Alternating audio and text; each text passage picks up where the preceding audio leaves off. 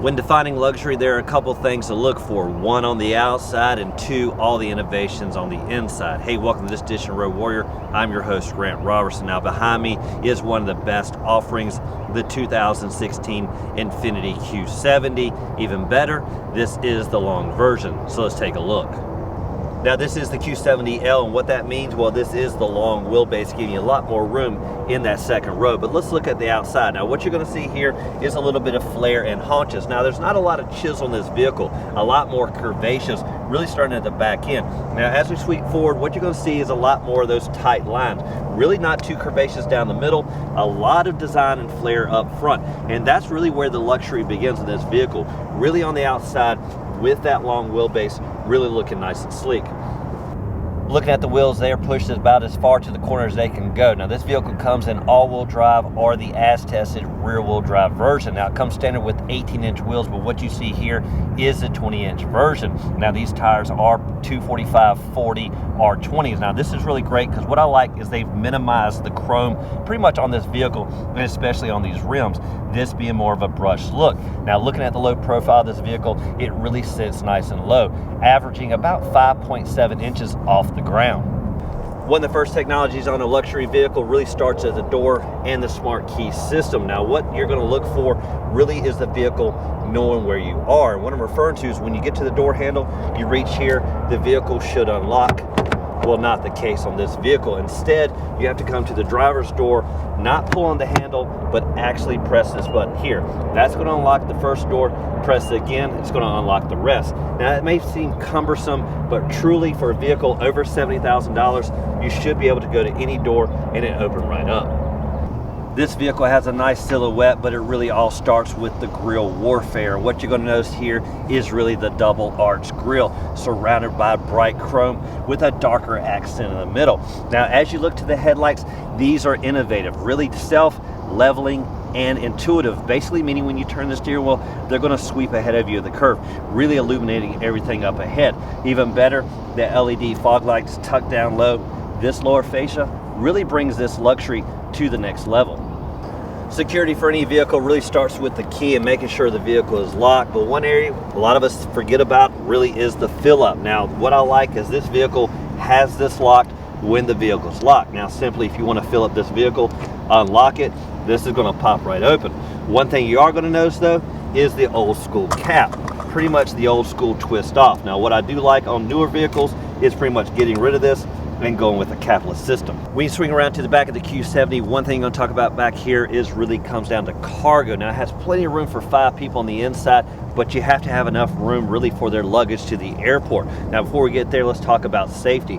This does have backup sensors, backup camera, even better, it has 360 surround view, really with cameras mounted all the way around, really allowing you to navigate this vehicle with ease when you get into the tight spots. Now, when it comes to cargo, first thing is really lifting the rear hatch. Now, this is a luxury vehicle. One thing I would like is really pressing right here and this power up. Instead, this is a manual lift trunk lid, but after that, it's not that bad. Now, once you climb inside the trunk, what you're going to notice is around about 14.9 cubic feet. Now, that's somewhat modest because, again, this is a long wheelbase, so most of the room is going to be put into the interior volume. So as for cargo space in the back, somewhat modest.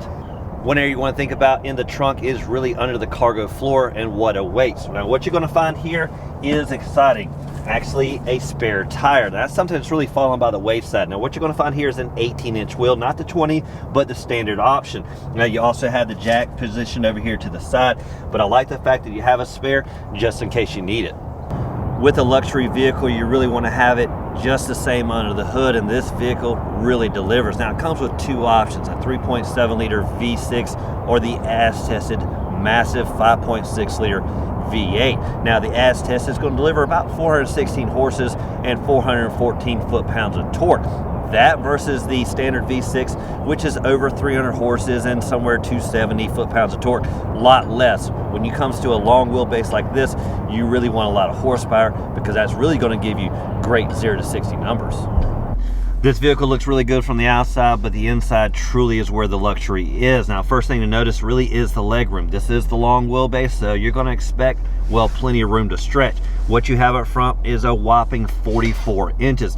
plenty of room for any NBA star. Now the back seat, even better, around about 41 inches. Really unheard of when it comes to back seat legroom.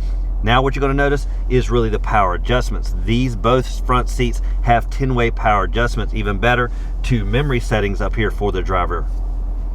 Looking at the center of the dash, this may resemble more of a Boeing 747 than a vehicle, really, with all the buttons you see here. Now all this couples together nicely with the touchscreen system up here. Now one thing to note, this is kind of an arm stretch away, so likelihood of touchscreen is probably slim. Instead, you're going to utilize more of these buttons. Now this is separated into kind of 3 different quadrants. What you have up top really are the climate controls.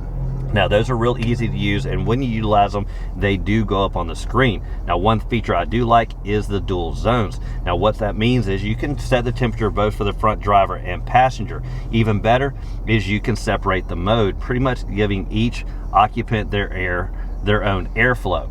Now as you scroll down, across the center really is the navigation. Now I don't utilize this enough. I really prefer this to be kind of situated somewhere else, because instead of this, I would like the entertainment system, because that's something I use more. Now the entertainment system really is tucked down low here. Now you have the 6 presets that you can of course use the different mode. Now one thing to note, you don't really separate these out on the screen up above. There's no real home screen that's going to make this a little bit easier to use. Instead, you really got to memorize the different quadrants and pretty much use the buttons.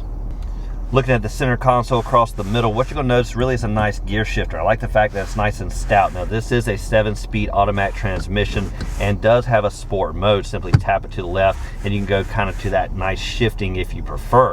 Now what you'll also see is a little area right here. Now this does have a power supply, a little storage, and it does have a nice suede kind of texture, which makes it a little bit more difficult to clean. Now here in the middle really are some driving dynamics and some controls. You'll have the heated and cooled seats here, and you do have the sport, econo mode, and the snow mode or the automatic. Now I like the normal mode, which is pretty much what I leave it in, but if you do want a little bit more sport, you can simply take it over to the side.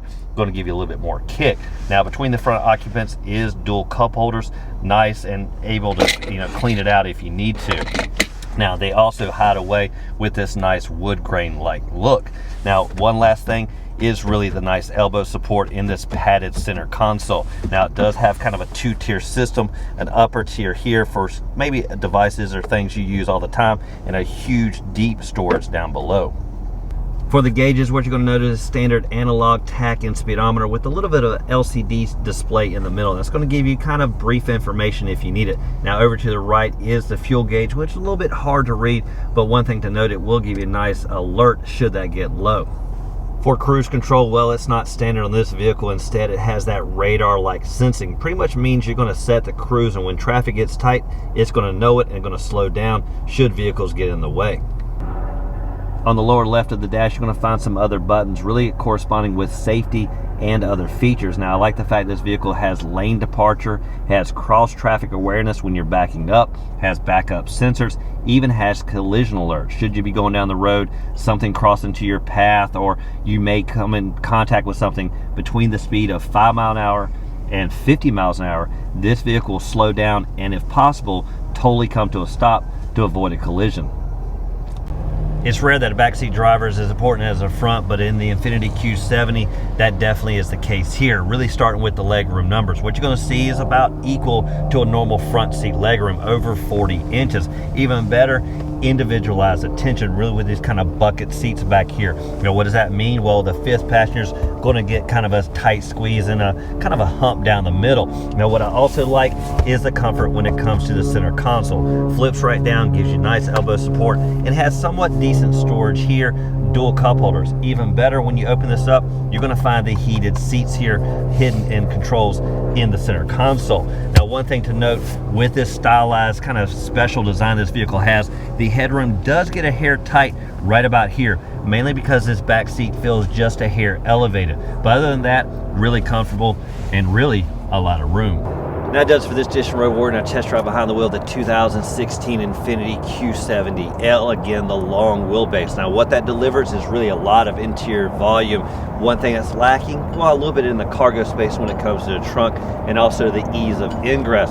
But one thing this particular model really delivered was that horsepower of the hood, really getting us off the line, and heck, a lot of 0 to 60. Now, as always, we'd like to thank you for watching this edition of Road Warrior. Keep both hands on the wheel and eyes straight ahead.